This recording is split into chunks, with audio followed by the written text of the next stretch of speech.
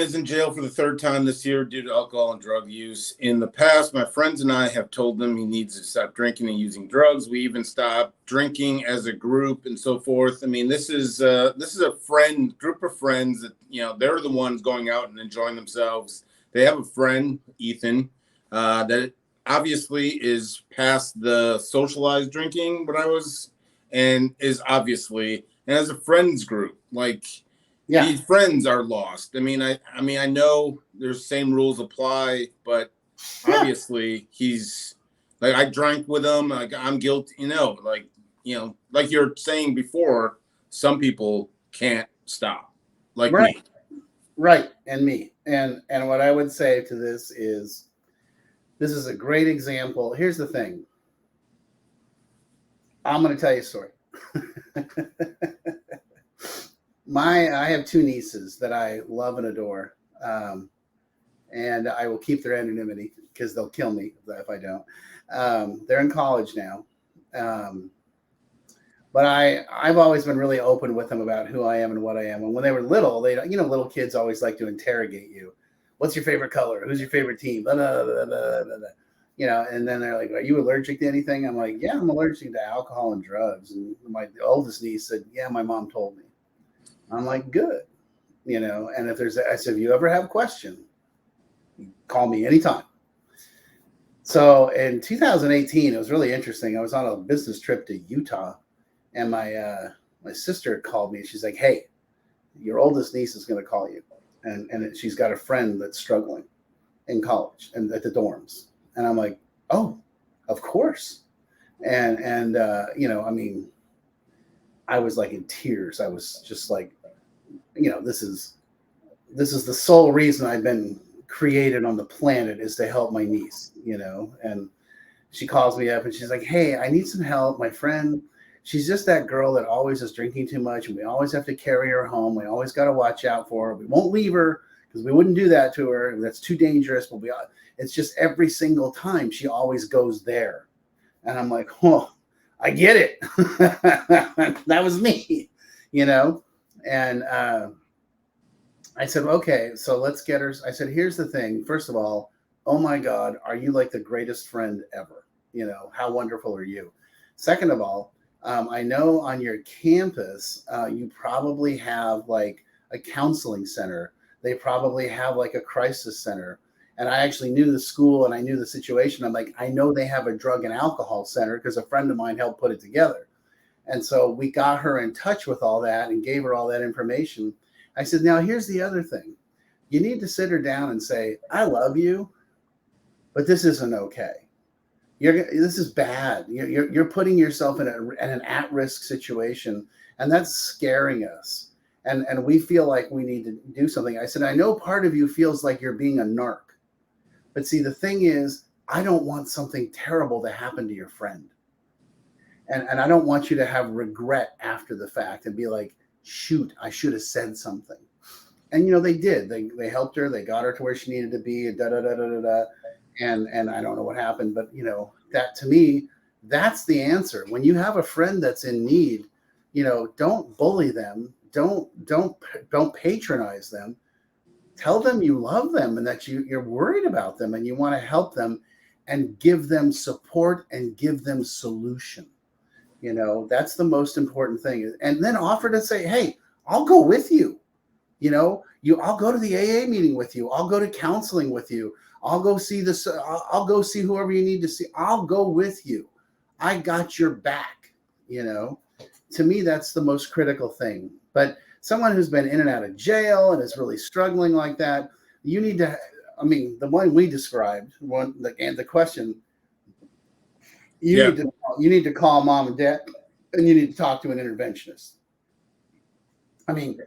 Jail for the third time from drug and alcohol, it's time for treatment. We're past the, I wonder if they have a problem, As a friend of mine in Dan Washington says, this guy Dan said, everybody goes to jail, Like, third time this year. It could be more, but we're just talking about this year. So, alrighty, let's keep it going. 43-year-old fiance has been abusing drugs and alcohol since we've dated.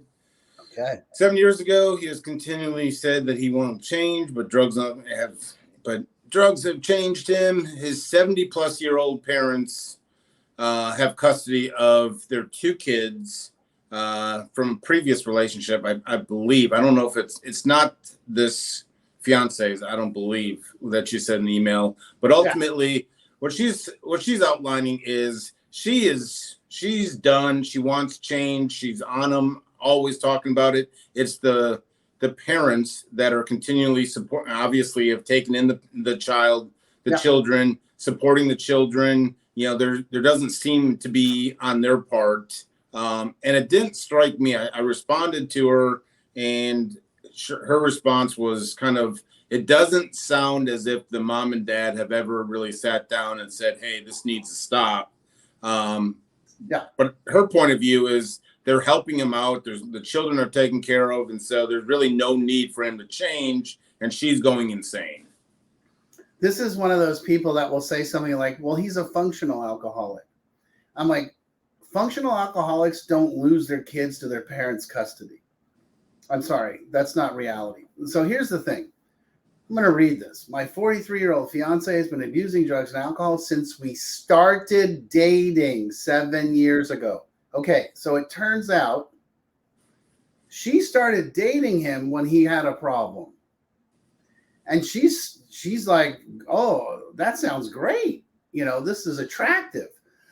I'm being sort of a little silly, but Kevin, I will change him. My love will fix him. And I get that. Oh my God, do I get that? Yes. I mean, but here's the thing. No, it won't, and the thing is, okay, so now I'm going to go into therapy mode. You don't date people's potential. You date their reality.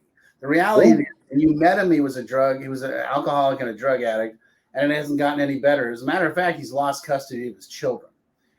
So 2 things need to happen. 1, you need to start setting boundaries and taking care of yourself and seeing your own therapist and structure and actually starting to look at your stuff. 2, you need to set boundaries with them and say, hey, if this doesn't end, I got to go. I can't stick around because this is a dumpster fire.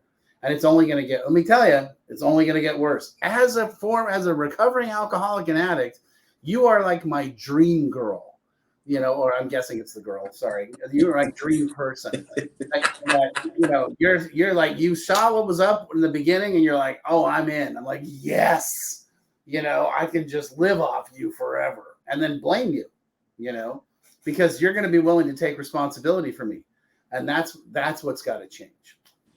You don't date potential, you date reality. That's going in the book too. Write these down. Like, I want all these Kevinisms. Last one, let's get it over with. I don't have favorites, but I smile every time I read this. But my daughter often reaches out to us asking for help, and that she wants to stop drinking more often than not while she is drinking. We arrange for help, but she always backtracks and says she is okay. Yeah. Okay. So here's the deal. Set the boundary. We're no longer going to help you. We're no longer going to support you until you get help. And who knows? You may not be an alcoholic. You may not be a drug addict, but we're done with this. We love you, and we're willing to give you the support. We're willing to give you the help. We're willing to give you the resources, but we are not willing to continue to ride this roller coaster with you. So here's the deal. My darling daughter, I need you to, first category, sobriety. You got to be sober, off drugs and alcohol. Second category, I'm guessing she's probably, I don't know if she's in college or not, but she's got to be self-supporting. She's got to be taking care of her business. Third category, we got to talk about family boundaries. And I'm not saying I don't want her to call me. Of course I want her to call me. But if she's going to call me with a problem, she has to be willing to address the problem. And you're going to offer her the support to address the problem. That's your job as a parent. Not to act like, oh, well, it's no big deal. She says she's fine. And then the next comment is, well, Kevin, I've heard people only get sober when they want to get sober. Yeah, that's crap, number one. Number two, we end up putting that on people's tombstones, which is nonsense. People get sober when their consequences are great enough. And when their consequences get really high, is when the people around them are like, I'm not going to deal with you anymore until you clean this shit up.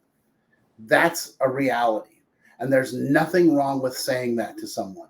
I love you, but until this nonsense is over, no. God, I wish there was some like online training that families could just access for like $50. You know, like a 3-hour online education video. And that includes like 2 books or something. I mean, I don't know. I mean, I wish there was something like that out there.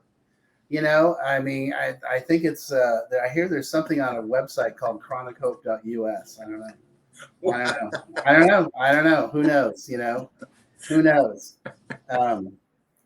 You know, it's just, and that's, you know, to be honest with you, that's why I know that's why you do this. It's why I do this, because, you know, it's a mission, man. It's a mission that we want to help people.